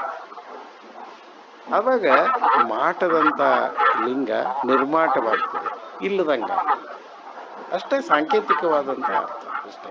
ಅಷ್ಟು ಬಿಟ್ಟರೆ ಅದರಲ್ಲಿ ಏನೂ ಇಲ್ಲ. ಹೀಗಾಗಿ ಈ 3 ಸಾಲುಗಳು ಒಂದು ಭಕ್ತಿ, ಒಂದು ಅರಿವು ಮತ್ತು ಒಂದು ಮಾಟ, ಇವು 3ನ್ನ ಕುರಿತು ಬಸವಣ್ಣನವರ ಘನ ವ್ಯಕ್ತಿತ್ವವನ್ನ ತಾಯಿ ಇಲ್ಲಿ ಕೊನೆಗೆ ಹೇಳ್ತಾಳೆ. ಏನೆಂದರೆ ಬಸವ ಎಂಬ ಶಬ್ದ ಒಡಗಿ ನಿಶ್ಶಬ್ದವಾಯಿತು. ಅದು ಕೂಡ ಹೋಗ್ಬಿಡ್ತದಂತೆ ಕೊನೆಗೆ ಅದು ಇಲ್ಲ ಅಂದ್ರೆ ನಮ್ಮ ಶರಣರು ಹೇಳಿದಾಗೆ ನಾ ದೇವನಲ್ಲದೆ ನೀ ದೇವನೇ, ನಾನೇ ಬಸವ ಆಗಿಬಿಡೋದಲ್ರಿ. ನಾನೇ ಬಸವ ಆಗಿಬಿಟ್ರೆ ಅಂದ್ರೆ ಶಬ್ದ ಎಲ್ಲಿ ಉಳಿತದ, ಅದು ಹೋಗ್ತದ. ಅಂದ್ರೆ ಅಗೋಚರ ಆಗಬೇಕು, ಅಪ್ರಮಾಣ ಆಗಬೇಕು, ಅಪ್ರತಿಮ ಆಗಬೇಕು. ಅದನ್ನ ಹೇಳ್ತಕ್ಕಂಥ ಒಂದು ತತ್ವ ಇದರಲ್ಲಿ ಇದೆ ಅಂತ ಅನಿಸುತ್ತೆ. ಮತ್ತು ಶರಣವರು ಹೇಳಿದ್ದು ಸ್ವತಂತ್ರ ವಿಚಾರವಾದಿಗಳು, ಅಲ್ಲಿ ಬರೀ ವಿಚಾರವಾದಿಗಳಲ್ಲ, ನಮ್ಮ ಈ ವೇದಾಗಮ ಅವರೆಲ್ಲ ವಿಚಾರವಾದಿಗಳು. ಇಲ್ಲೊಂದು ಶಬ್ದ ಹಾಕ್ಯಾರ ಹಿಂದೆ, ಸ್ವತಂತ್ರ ವಿಚಾರವಾದಿಗಳು. ಅಂದ್ರೆ ವಿಚಾರವನ್ನ ಆಚಾರದ ಹೊರೆಗಲ್ಲಿಗೆ ತಿಕ್ಕಿ ಇದರಲ್ಲಿ ಕಳಂಕ ಇದ್ರೆ ತೆಗೆದು ಬಿಸಾಕಿ ಹೊಸದೇನಾದ್ರು ಸೇರಿಸೋದಿದ್ರೆ ಸೇರಿಸಿ ಅದಕ್ಕೊಂದು ಸ್ಪಷ್ಟತೆಯನ್ನ ಕೊಟ್ಟಂಥ ಶರಣರಿಗೆ ಸ್ವತಂತ್ರ ವಿಚಾರವಾದಿಗಳು ಅಂತಾರೆ. ಅವ್ರು ಹೇಳಿದ್ರಂದ್ರೆ ಶಾಸನ ಅದು, ಅದ್ರ ಅಲ್ಲಗಳೆಯಕ್ಕೆ ಬರೋದಿಲ್ಲ. ಅದು ಹಾಗೇನೆ ಹೇಳಿದ್ರಲ್ಲ, ಒಂದು ಪುಣ್ಯಾಂಗನೆಯರನ್ನಾಗಿ ಮಾಡಿದ್ರು ಅಂತ. ಎದೆ ಮೇಲೆ ಕೈಯಲ್ಲಿ ಇಷ್ಟು ಲಿಂಗ ಕೊಟ್ಟ ಮೇಲೆ ಶರಣ ಸತಿ ಲಿಂಗ ಪತಿ. ಅವಾಗ ಭೌತಿಕ ಗಂಡ ಸತ್ರು ಅಷ್ಟೇ ಬಿಟ್ರು ಅಷ್ಟೇ, ಆ ಗಂಡ ಇದ್ದಾನಲ್ಲ ಕೊನೆಯವರೆಗೆ ಇರ್ತಾನ. ಲಿಂಗಯ್ಯನೆಂಬ ಗಂಡ ನಮ್ಮ ಕೈಯಾಗಿರುವಾಗ ಈ ಸೂತಕಗಳು ಯಾಕೆ ಅಂತ. ಅದಕ್ಕೆ ಇಷ್ಟು ಕ್ರಾಂತಿಕಾರಿ ವಿಷಯಗಳನ್ನು ಸ್ತ್ರೀಯರ ವಿಷಯದಲ್ಲಿ, ಅದರಲ್ಲಿ ಕೂಡ ಮಹಿಳೆಯ ವಿಷಯದಲ್ಲಿ ಶರಣರು ಮಾಡಿದಷ್ಟು ಯಾರು ಕೂಡ ಮಾಡಿಲ್ಲ. ಇವತ್ತಿಗೂ ಕೂಡ ಮೈ ಝುಮ್ ಅನ್ನಿಸ್ತದ ಅವ್ರ ಮಾತುಗಳನ್ನು. ಯಾಕಂದರೆ ನಾವು ಎಷ್ಟೇ ಸೂತಕ ಮಾಡೋದಿಲ್ಲ, ಪಂಚಸೂತಕಗಳನ್ನು ಮಾಡೋದಿಲ್ಲ ಅಂದ್ರೂ ಇವತ್ತು ನಮ್ಮ ಮನೆಯೊಳಗೆ ನಾವು ಮಾಡ್ತೀವಿಲ್ಲ, ನಮಗೆ ನಾವೇ ಪ್ರಮಾಣ ಮಾಡ್ಕೊಂಡು ಹೇಳ್ಬೇಕಾಗ್ತದೆ. ಭಾಳ ಮಾಡದೇ ಇದ್ರು ಸ್ವಲ್ಪ ಮಾಡ್ತೀವಿ. ಹೇಳ್ತಾರೆ ಎದೆ ಮೇಲೆ ಲಿಂಗಯ್ಯ ಇರುವಾಗ ಸೂತಕ ಇಲ್ಲ ಅಂತಾರೆ. ಇದನ್ನು ಪಾಲಿಸ್ತೇವ ನಾವು? ನಮಗೆ ಇನ್ನೂ ಭಯ ಇದೆ, ಕಾಡ್ತದ, ಏನಾಗ್ತದೆ ಅಂತ. ಅದಕ್ಕೆ ಈ ಭಯ ಎಲ್ಲಿಗೆ ಅಂದರೆ ಲಿಂಗಯ್ಯನ ಮೇಲೆ ನಿಷ್ಠೆ ದೃಢವಾಗಿಲ್ಲ. ದೃಢ ಆಯಿತು, ಅವನೇ ನನ್ನ ಪತಿ ಅಂದಮೇಲೆ ಮುಗಿದೋಯ್ತು. ಈ ಸೂತಕಗಳು ಇವು ಯಾವೂ ಬರೋದಿಲ್ಲ. ಸೂತಕಕ್ಕೆ ಒಂದೇ ಪರಿಹಾರ, ಸ್ವಚ್ಛತೆ. ನೀವು ಸ್ವಚ್ಛ ಆಯಿತು, ಭೌತಿಕ ದೈಹಿಕ ನ್ಯೂನತೆಗಳನ್ನು, ದೈಹಿಕ ತೊಂದರೆಗಳನ್ನು ಸೂತಕ ಅಂತ ಕರೆಯೋದು ನಿಸರ್ಗ ನಿಯಮಕ್ಕೆ ವಿರುದ್ಧವಾದದ್ದು. ಅದು ಪ್ರತಿ ತಿಂಗಳು ಸ್ತ್ರೀಯರಿಗೆ ಸಹಜ ನೈಸರ್ಗಿಕ ಕ್ರಿಯೆಯಲ್ಲಿ ಆ ಕ್ರಿಯೆಯನ್ನೇ ಸೂತಕ ಅಂದುಬಿಟ್ರೆ ಹೇಗೆ? ಆ ಕ್ರಿಯೆ ಬಂದಿದೆ, ಅದನ್ನು ಸ್ವಚ್ಛಗೊಳಿಸ್ಕೊಳ್ಳೋಣ, ಆಮೇಲೆ ಪೂಜೆಗೆ ಕೂತ್ಕೊಳ್ಳೋಣ, ಏನೂ ತೊಂದರೆ ಇಲ್ಲ. ಮನಸ್ಸಿನೊಳಗೆ ತುಂಬಿದ ಆ ಸೂತಕ ಮೊದಲು ಅದನ್ನು ತೆಗೆಯೋಣ. ಆವಾಗ ಅಪ್ಪ ಬಸವಣ್ಣ ನಮ್ಮನ್ನು ಕೈ ಹಿಡಿದು ಕಾಪಾಡ್ತಾನೆ. ಆ ನಿಷ್ಠೆ ಇರಲಿ, ಬಸವ ಪ್ರಜ್ಞೆ ಇರಲಿ. ನಿಮ್ಮ ಎಲ್ಲ ಮನೆಯಲ್ಲಿಯ ಎಲ್ಲವೂ ಆಚಾರ ವಿಚಾರಗಳಲ್ಲಿ ಕೂಡ ಬಸವ ತುಂಬಿದ್ರೆ ಖಂಡಿತ ಸಾಧ್ಯದ. ನಿಮಗೆ ಏನೂ ಆಗೋದಿಲ್ಲ. 100ಕ್ಕೆ 101 ನಾನು ಸಾಕ್ಷಿಯಾಗಿ ಹೇಳ್ತೇನೆ. ಯಾವುದು ಏನೂ ನಾನು ಪದೇ ಹೇಳ್ತಿರ್ತೇನೆ. ಮನೆ ಬಿಟ್ಟು ಕೀಲಿ ಹಾಕಿ ಮುಳ್ಳು ಬಡಿದು ಹೋಗುವಂಥ ನಕ್ಷತ್ರದಲ್ಲಿ ನೀವು ಮನೆಗೆ ತೀರ್ಕೊಂಡಾರ ಅಂದಾಗ ಅದನ್ನು ಎದುರಿಸಿ ಹೋಗೋದಿಲ್ಲ ಅಂತ ಹೇಳಿ 35 ವರ್ಷ ಇದೇ ಮನೆಯಲ್ಲಿದ್ದೀವಿ. ಯಾಕಂದರೆ ದೃಢತೆ ಇರಬೇಕು, ಧೈರ್ಯ ಇರಬೇಕು, ಮತ್ತು ನಿಷ್ಠೆ ಅಚಲವಾಗಿರಬೇಕು. ಇದಾರೆ ನಮ್ಮ ಲಿಂಗಯ್ಯ ಅಂತ ಅಂದರೆ ಏನೇನು ಆಗೋದಿಲ್ಲ. ಎಲ್ಲವೂ ಗೊಳ್ಳು ಸುಳ್ಳಿನ ಪುರಾಣಗಳು. ದೃಢತೆ ಇರಲಿ. ನಮ್ಮ ಶರಣರು ಕೊಟ್ಟ ಈ ವಿಚಾರ ಸ್ವಾತಂತ್ರ್ಯ ಏನಿದೆಯಲ್ಲ, ಅದು ಅದ್ಭುತವಾದದ್ದು, ಅದು ಕಾಲಾತೀತವಾದದ್ದು ಎಂದು ಹೋಗೋದಲ್ಲ. ಬಹಳ ವಚನಗಳನ್ನು ಅಕ್ಕವರು ಕೊಟ್ಟಾರೆ. ಇನ್ನೂ ಬೇಕಾದಷ್ಟು ಸೇರಿಸ್ಕೊಳ್ರಿ ನೀವು ಹೇಳುವ ಸಂದರ್ಭದಲ್ಲಿ. ಅದಕ್ಕೆ ಅದ್ಭುತವಾಗಿರ್ತಕ್ಕಂಥ ವಿಚಾರಗಳಿವೆ. ನಮ್ಮ ಶರಣರು ಹೀಗಿದ್ರು ನಾವು ಹೀಗಿರೋಣ ಅನ್ನುವ 4 ತತ್ವಗಳನ್ನು ಮನೆಗಳಲ್ಲಿ ಬಿಂಬಿಸಿದರೆ ಸಾಕು ಅಂತ ನನಗನ್ನಿಸ್ತದೆ. ಇಷ್ಟು ಸಾಕು ಅಂತ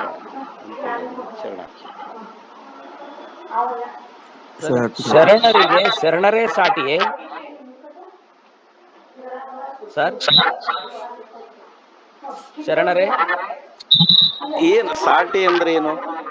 ಶರಣರಿಗೆ ಶರಣರೇ ಸಾಟಿಯೇ ಅಂತ ಹೇಳಿ ಕೇಳ್ಬೇಕಾಗಿತ್ತು ಸರ್. ಅಲ್ಲ, ಹಂಗಂದ್ರೆ ಏನು?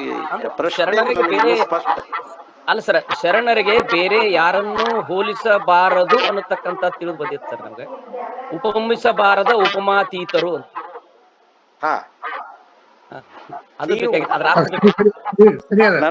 ನನಗ ಒಂದು ಪ್ರಶ್ನೆ ಹೇಳ್ರಿ. ಪರಾತ್ಪರ ಪರಶಕ್ತಿಗೆ ಸಾಟಿ ಯಾರು? ಶರಣ. ಅಲ್ಲಲ್ಲ, ಸತ್ಯ ವಸ್ತುವಿಗೆ ಸಾಟಿ ಯಾರು? ಅಥವಾ ಪರಬ್ರಹ್ಮ ಅನ್ಕೊಳ್ತಿರೋ ಅವನಿಗೆ ಸಾಟಿ ಯಾರು? ಅರಿವಿಗೆ ಸಾಟಿ ಯಾರು? ಅವರೇ ಸಾಟಿ. ಅಷ್ಟೇ. ಶರಣರಿಗೆ ಶರಣರೇ ಸಾಟಿ. ಅದರ ಅರ್ಥ ಏನು ಅಂದ್ರೆ, ಒಮ್ಮೆ ಆತ ಶರಣನಾದ, ಲಿಂಗಾಂಗ ಸಾಮರಸ್ಯ ಹೊಂದಿದ, ದೇವನೇ ತಾನಾದ ಅನ್ನುವ ಭಾವ ಬಂತು ಅಂದ್ರೆ ಅವನಿಗೆ ಯಾರೂ ಸಾಟಿ ಇಲ್ಲ, ಅವನಿಗೆ ಅವನೇ. ಅವ್ರಿಗೆ ಅವರೇ ಸಾಟಿ. ಹಾ ಹಾ ಇದನ್ನ ತಿಳ್ಕೊಬೇಕಾಗಿತ್ತು. ಅಷ್ಟೇ, ಬೇರೆ ಏನೂ ಇಲ್ಲ. ಅಂದಾಗ ನಾನು ಶರಣಾಗಿ ನನಗೆ, ನೀವು ಶರಣರಾಗಿ ನಿಮಗೆ, ನಮಗ ನಿಮಗ ಒಂದ ಈ ಈ ವಾಚ್ಯಾರ್ಥ ಬೇಡ. ಈ ವಾಚ್ಯಾರ್ಥ ಬೇಡ. ಏನು ಅಂದ್ರೆ ನಾನು ಶರಣನಾದೆ, ನಾನು ಪದವಿಯನ್ನು ಪಡೆದೆ, ನಾನು ಆನಂದದಲ್ಲಿ ಇದ್ದೀನಿ ಅಂದ್ರೆ ನನ್ನ ಆನಂದವೇ ನನಗೆ ಸಾರ, ಬೇರೆ ಯಾರೂ ಇಲ್ಲ ಅಂತ. ಅದಕ್ಕೆ ಉಪಮಿಸಬಾರದು ಹೇಳ್ಕೋಬೇಡ್ರಿ ಅಂತ, ಹೋಲಿಕೆ ಮಾಡಬೇಡ್ರಿ. ಉಪಮಿಸಬಾರದ ಘನವು ಅಂತಾರ ಅವರು. ಅಂದ್ರೆ ಹೋಲಿಕೆಗೆ ನಿಲುಕದ್ದು, ಹೋಲಿಸುವಂಗೆ ಇಲ್ಲ ಅಂತ ಅಲ್ಲಿ. ಯಾಕಂದ್ರೆ ಇನ್ನೊಂದು ಹೋಲಿಸ್ಲಿಕ್ಕೆ ಇಲ್ಲವೇ ಇಲ್ಲ. ಅದೇ ಅದು ಆ ಅಂತಿಮ ಸತ್ಯ ಇದೆಯಲ್ಲ, ಪರಮ ಸತ್ಯ. ಅದಕ್ಕೆ ಎಲ್ಲಿ ಹೋಲಿಸ್ಬೇಕಂದ್ರೆ ಅದಕ್ಕೆ ಅದನ್ನ ಹೋಲಿಸ್ಬೇಕಲ್ಲ. ಅದಕ್ಕೆ ನಾವು ಹೇಳೋದು, ಈ ಲೌಕಿಕವಾಗಿ ಶರಣರಿಗೆ ದಾಸರು ಸಾಟಿ ಅಲ್ಲ, ಶರಣರಿಗೆ ಇಂಥವ್ರು ಸಾಟಿ ಅಲ್ಲ, ಸಂತರು ಸಾಟಿ ಅಲ್ಲ, ಹಿಂಗೆಲ್ಲ ಹೇಳೋದು ಅದು ಬಹಳ ವಾಚ್ಯವಾಗ್ತದ. ಅದು ಅಪ್ರಬುದ್ಧ ಹೇಳಿಕೆಗಳು ಅವಲ್ಲ.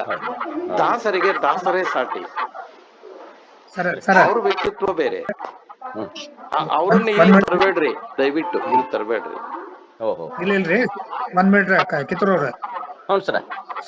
ಶರಣರು ಅಷ್ಟ ಸಾಟಿ ಹೊತ್ತ ಹೊರಬಿಟ್ಟು ಯಾರು ಪ್ರತಿ ಯಾರು ಹೋಗಂಗಿಲ್ಲ. ಮತ್ತೆ ಅನೇಕ ಜನ ಸ್ಕೂಲ್ ಮಾತಾಡೋದ್ನಾಗ ಪ್ರತಿ ಬಸವಣ್ಣ ಪ್ರತಿ ಇವರು ಅಂತ ಅಂತಿರ್ತಾರ. ಅನ್ನಕ್ ಹೋಗ್ಬಾರ್ದು ಯಾವಾಗ್ಲು.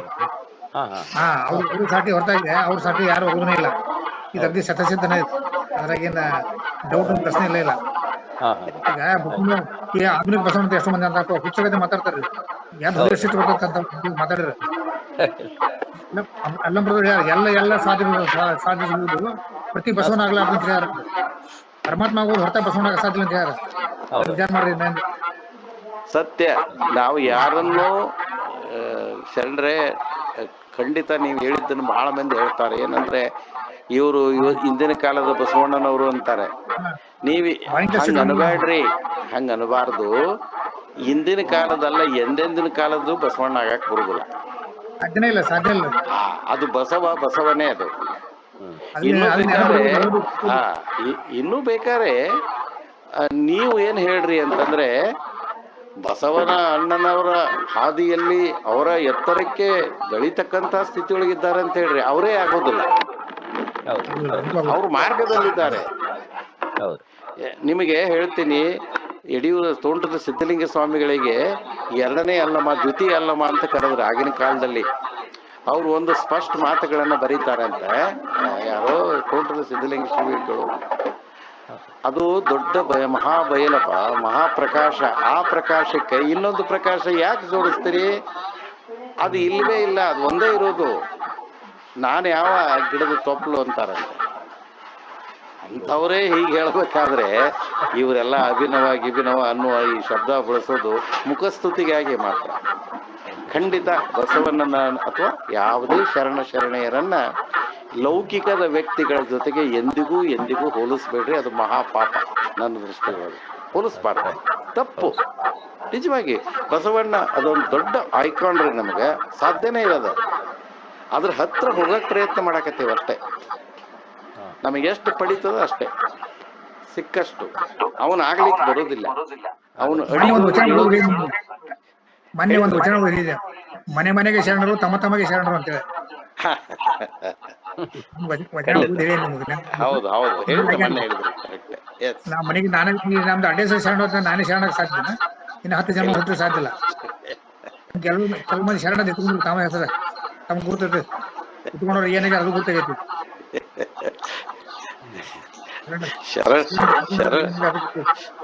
ಶರಣ ಅದು ಆಗಾಕ್ ಬರುದಿಲ್ಲ.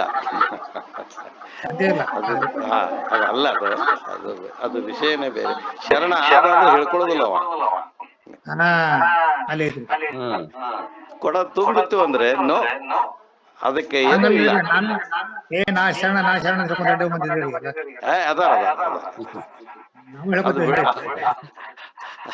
ಒಂದು ದೃಷ್ಟಿಯೊಳಗೆ ಯಾರನ್ನು ಶರಣ ಅಂತ ಕರಿಬಾರ್ದು. ಯಾಕಂದ್ರೆ ಶರಣ ಪದವಿ ದೊಡ್ಡದು ಅಂತನೂ ಐತಿ. ಆದರೂ ಕೂಡ ಒಂದು ಪ್ರೀತಿಯಿಂದ ನಮ್ಮ ಸಮುದಾಯ ಅನ್ನೋ ದೃಷ್ಟಿಯಿಂದ ಕರಿತೇವೆ. ಆದ್ರೆ ಯಾರು ಕೂಡ ನಾನು ಶರಣ ಅಂತ ತಿಳ್ಕೋಬಾರ್ದು. ಇನ್ನೊಬ್ರು ಹೇಳುವ ರೀತಿಯಲ್ಲಿ ಶರಣನಾಗಬೇಕು. ಈಗ ಬೇರೆಯವರು ಕರಿಬೇಕು. ನಾನು ಶರಣ ಹೇಳ್ಕೊಂಡ ಪರಿಸ್ಥಿತಿ ಏನಾಗುತ್ತೆ ತಮಗೆಲ್ಲ ಗೊತ್ತದ. ಹೌದು. ಹೌದ್ರಿ. ಖಂಡಿತ ಖಂಡಿತ. ಶರಣಾರ್ಥಿ ಸಮಯ 9:22 ಆಗಿದೆ. 9:22 ಆಗಿದೆ. ಇದರಲ್ಲಿ ಆಕ್ಚುಲಿ ಸುಮಂಗಲ ಅಕ್ಕ ಅವರು ಇದನ್ನ ವಿಸ್ತರಿಸ್ತಾ 4ನೇ ವಚನ ಒಂದ್ 2 ನಿಮಿಷದಲ್ಲಿ ದಯಮಾಡಿ ನಮಗೆ ಸರಳೀಕರಣ ಮಾಡಿದ್ರೆ ಅನುಕೂಲ ಆಗುತ್ತೆ ಎಲ್ಲ ಸಂಚಾಲಕರಿಗೂ ಅಂತ ಅನ್ಸುತ್ತೆ. ಅರಗು ತಿಂದು ಕರಗುವ ದೈವನೆಂತು ಸರಿಯೆಂಬರಯ್ಯ, ಉರಿಯ ಕಂಡರೆ ಮರುಟುವ ದೈವನೆಂತು ಸರಿ, ಹಾರುವ ದೈವನೆಂತು ಸರಿ ಎಂಬೆನಯ್ಯ, ಅಂಜಿಕೆಯಾದರೆ ಹೂಳುವ ದೈವನೆಂತು ಸರಿ ಎಂಬೆನಯ್ಯ, ಸಹಜ ಭಾವ ನಿಜೈಕ್ಯ ಕೂಡಲ ಸಂಗಮ ದೇವನೊಬ್ಬನೇ ದೈವ. ಇದೊಂದು ಸ್ವಲ್ಪ 2 ನಿಮಿಷ ಇದನ್ನ ಸ್ವಲ್ಪ ಸರಳ ಮಾಡಿದ್ರೆ ಎಲ್ಲ ಸಂಚಾಲಕರು ಅಗ್ದಿ ಸರಳ ವಚನ ಮಾಡ್ತೀವಿ ಪಾಪ. ಅಗ್ದಿ ಸರಳ ವಚನ ಇದೆ ಅದೇನೆ. ಎಲ್ಲರಿಗೆ ಗೊತ್ತಿದ್ದ ಐತೆ. ಕೊನೆ ಸಾಲ ಒಂದೇ ಹೇಳ್ಬೇಕಾಗಿದೆ, ಹೇಳ್ಬಿಡ್ರಿ ಗುರುವೇ. ಅವ್ರ ಅಕ್ಕ ಹೇಳ್ರಿ. ಅದೊಂದ ಹೇಳ್ಬಿಡ್ರಿ, ಉಳಿದೆಲ್ಲ ಮ್ಯಾಲಿಂದ ಈಜಿ ಗೊತ್ತಾಗತ್ತೆ. ಆ 3 ಉದಾಹರಣೆಗಳು ಗೊತ್ತಾಗ್ತವೆ, ಕೊನೆಯದೊಂದು ಸಾಕು, ಅದನ್ನ ಸಮೀಕರಣ ಮಾಡೋದು ಅಷ್ಟೇ. ಶರಣಾರ್ಥಿಗಳ ಈ ವಚನವನ್ನ ಅವತ್ತು ಬಸವಣ್ಣನವರು ಬರ್ದಾರ. ಅದನ್ನ ಈ ವಚನ ನಾವು ಇವತ್ತು ಎಲ್ಲಾದ್ರೆ ನಾವು ಹೇಳಿಕ್ಕೆ ಎಷ್ಟು ಹೆದರ್ತೇವೆ ಅನ್ನೋದನ್ನ ನಾವು ವಿಚಾರ ಮಾಡ್ಕೋಬೇಕು. ಅಲ್ಲಿ ಸರಳವಾಗನೇ ಹೇಳ್ತಾರ ಅವ್ರು. ಅದನ್ನು ಮತ್ತೆ ಮೌನವಾಗಿನ ನಾವು ಅನುಭವಿಸ್ಬೇಕೆ ಹೊರತು ಆ ಸಾಲುಗಳನ್ನ ನಾವು ವಿಶ್ಲೇಷಣೆ ಮಾಡ್ಲಿಕ್ಕೆ ಆಗೋದಿಲ್ಲ ಅನ್ನೋದು ನಂದ ವಿಚಾರ. ಸಹಜ ಭಾವ, ನಮ್ಮೊಳಗ ಸಹಜವಾದಂತ ಒಂದು ಭಾವನೆ, ಅದು ನಮ್ಮೊಳಗ ನಾವು ನಿಜ ಐಕ್ಯ ಆಗೋದ ಅವಾಗನ ನಾವು ಅಲ್ಲಿ ದೈವವನ್ನು ಕಾಣ್ಲಿಕ್ಕೆ ಸಾಧ್ಯ ಅನ್ನೋದನ್ನ ಬಸವಣ್ಣನವರು ಈ ಸಾಲಿನಲ್ಲಿ ಹೇಳ್ತಾರ ಅನ್ನೋದು ನಂದು ವಿಚಾರ. ಶರಣಾರ್ಥಿ.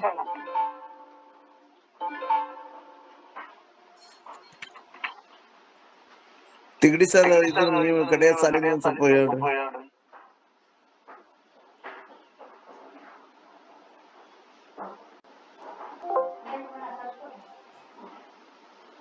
ಅವ್ರ ಅದಲ್ಲ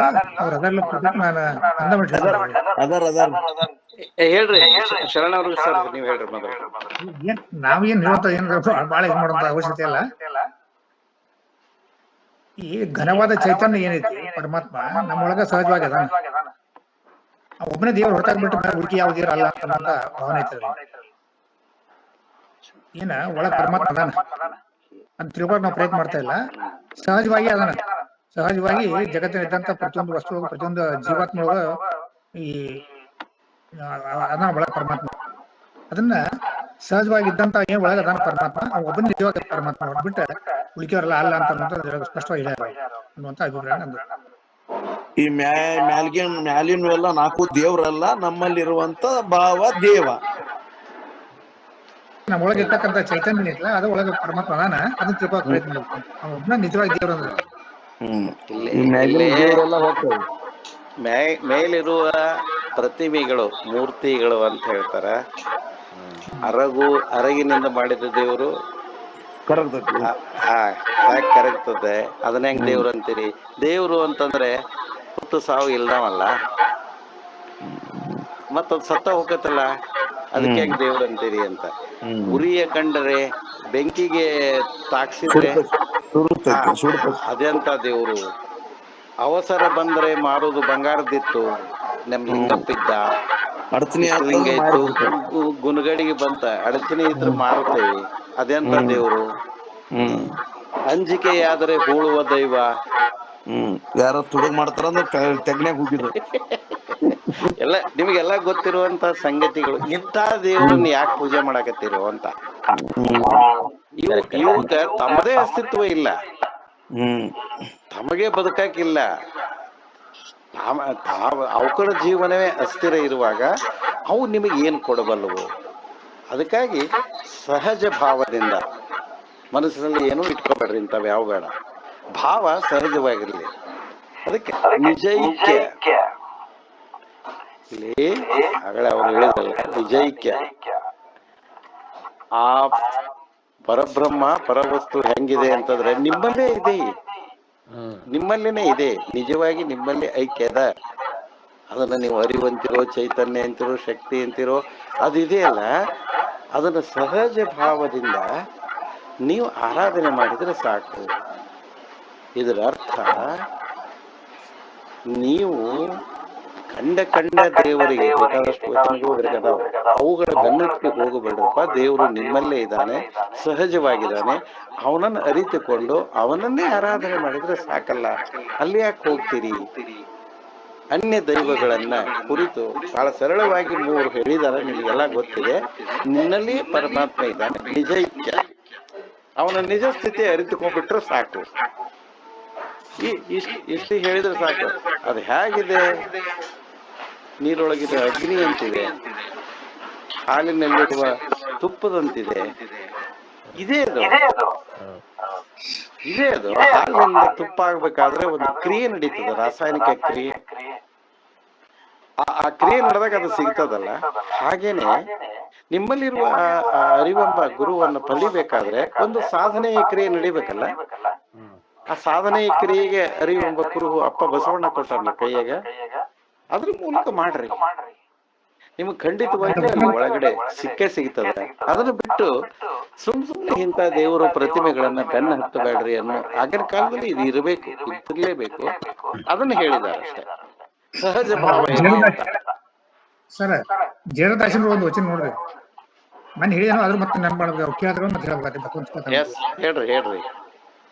ಒಡಲೊಳಗಣ ಕಿಚ್ಚು ಒಡಲ ಸುಡದ ಭೇದವ, ಕುಡಿದ ಉದಕದಲ್ಲಿ ಆ ಕಿಚ್ಚು ನಂದದ ಭೇದವ, ನೀ ಪ್ರಾಣ ಪ್ರಕೃತಿಯೊಳಗಡಗಿದ ಭೇದವ, ಲೋಕದ ಜನರತ್ತ ಬಲ್ಲರೈ ರಾಮನಾಥ. ಒಳಗ ಅದಾನ ಅಲ್ಲ, ಒಳಗ್ ಬೆಂಕಿ ಹಚ್ಚಿ ಸುಡವಲ್ತು, ಮ್ಯಾಗ ನೀರ್ ಕುಡಿದ್ರೆ ಆರವಲ್ತು, ನೀರ್ ಕುಡಿದ್ರೆ ಆರವಲ್ತು, ತಣ್ಣೀರ್ ಕುಡಿದ್ರೆ ಆರವಲ್ತು. ಯಾಕೆ ಆರವಲ್ತು? ಭೇದ ತಿಳ್ಕೋ. ನೋಡ, ನೀ ಪ್ರಾಣ ಪ್ರಕೃತಿ ಒಳಗಡಗಿದ್ವಿ, ಒಳಗ ಎಲ್ಲರೂ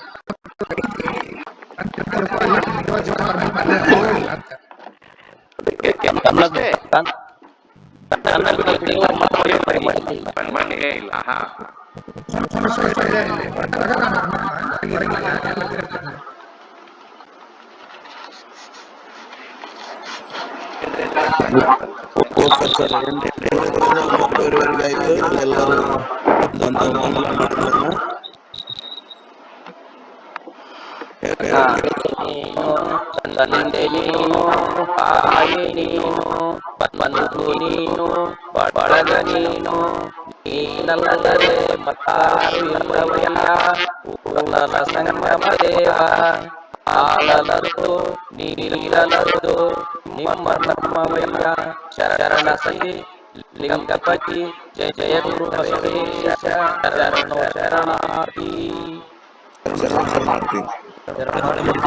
ಸರಿಯಾಗಿ